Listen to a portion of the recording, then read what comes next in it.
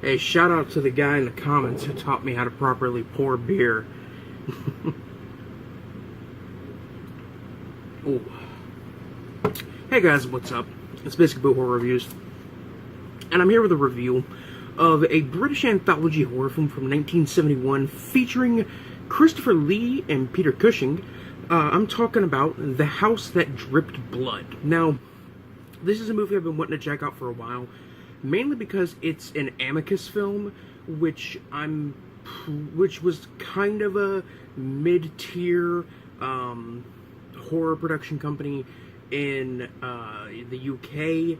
Like, they were basically like the low-rent version of Hammer, at least as far as I know. And then there's like Trigon or whatever, who released. Either I'm talking bullshit and nonsense here, or I'm actually like trying to say words. Either way, and then there's the other, and then there's fuck my life. Then there's another company who is responsible for distributing and releasing Witchfinder General, which I covered on my channel before, as well as The Blood on Satan's Claws, which is a pretty good folk horror film. So, yeah, this is just one I've been wanting to check out ever since I saw Nightmare from Amicus, because not Nightmare, what the fuck am I doing? Ever since I saw Asylum from Amicus, which is a pretty good, another anthology film actually, British horror anthology that's pretty good. So I figured why not check out this other one from the same production company, distribution company, whatever. So this movie is essentially about a old house, and the people who have rented it before are disappearing and going missing. They've died horribly. Stuff has happened in the house, and these past occurrences, which connect to the house, are essentially the different segments of the film. So, the first segment in the film is called Method for Murder. This segment is about a horror author who is who moves into this house that the aforementioned house, and is haunted by a psychotic killer from the novel he is writing. He sees him in the shadows, around the corners, in the bushes, sometimes even in the room with him when his wife is in the room. It's a very well done and well acted segment. It's well put together, and it contains some really creepy, really good, well done scenes.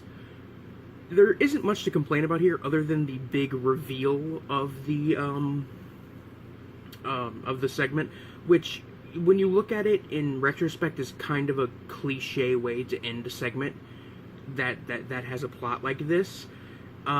But at the same time, these cliches had to start somewhere, so I'm assuming that at the time it wasn't a cliche.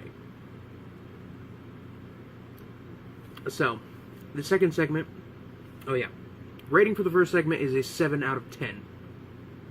The second segment is titled Waxworks. This one is about a stockbroker, who is played by Peter Cushing, and his friend who become fixated on a very strange and seemingly familiar wax figure at a local macabre waxwork museum. Now, this segment is consistently creepy and pretty dreamlike at times, with the big major setting of it being this very colorfully lit and foggy macabre wax museum, very similar to like the actual House of Wax in the famous Price film House of Wax. And yeah, this is a really, really good little horror story, very cool, very creepy, and probably the best segment in the entire film, without a doubt. That one is a 9 out of 10. The third segment is called Sweets to the Sweet, and sadly this segment has nothing to do with Candyman.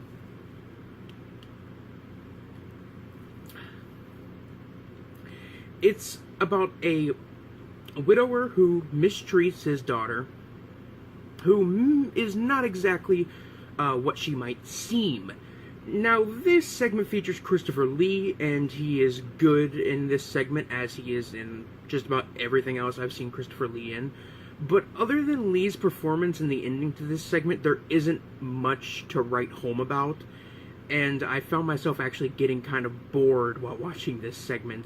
It's the weakest of the film, which is a shame because it is the segment that has Christopher Lee in it.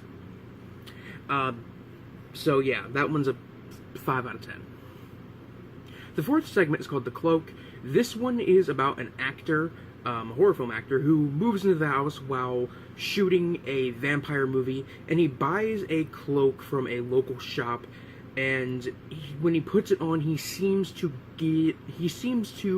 inherit strange supernatural powers.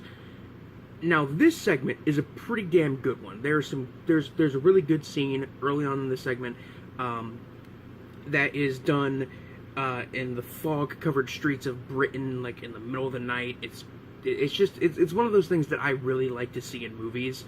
You know, when it's very foggy and dark and almost nightmarish and dreamlike in a way. The movie this segment also features a little bit of meta humor. Probably not that intentional of meta humor. Maybe it is, maybe it isn't, I don't know for sure. But meta humor about the horror genre nonetheless. And it also features a really cheesy and campy ending that I would say would ruin the segment, but at the same time, it kind of fits in with the segment's like B-movie horror nature that it has going on. So yeah, this is like the second best segment in the film, which it's a 8 out of 10. On the gore meter from 1 to 10, 1 makes it like Nosferatu, 10 makes it like Peter Jackson's Brain Dead. This one is like a 1. This is the least gory film I think I've covered in a very long time. Like, there's one scene that involves, like, someone actually getting stabbed on screen, but even then, you just kind of see, like, the aftermath of it, and there's no blood, there's no real wound, or anything. It just kind of happens, and there's no, aftermath of the stabbing. But yeah, it's pretty goreless, and I don't think it really needs any gore to be a good segment, to be a good movie, because it's a very good, very creepy early 70s anthology film that is definitely worth a look if you enjoy older horror movies, or if you enjoy specifically like old monster movies. This is one I would definitely recommend you check out.